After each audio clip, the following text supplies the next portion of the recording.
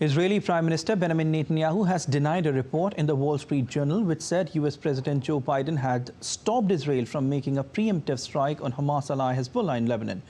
With more details about the report and some analysis on the US's relationship with Israel, here's our Washington correspondent Jagrati Dave.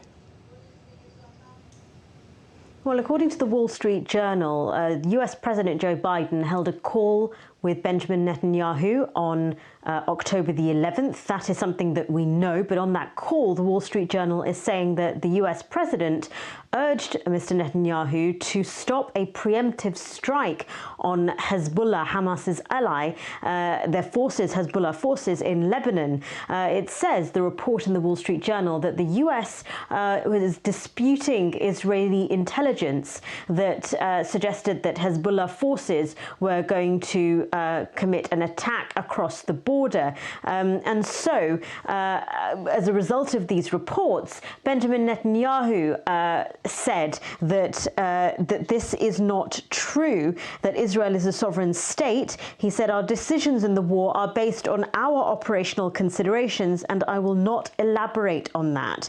Netanyahu insisted on Sunday that Israel's actions are not dictated by external pressures. Now, this is interesting given the relations between the US and Israel. Historically, they've enjoyed very close ties.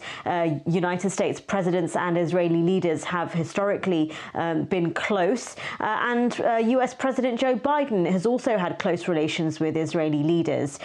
So there is a sense that the US has influence over Israel. However, the United States is also aware of the public sentiment here in the US about the rising death toll in Gaza, and it has led the US to make equivocal criticism of Israel, saying that, veiled criticism, perhaps you could say, that Israel needs to take every possible precaution not to harm civilians.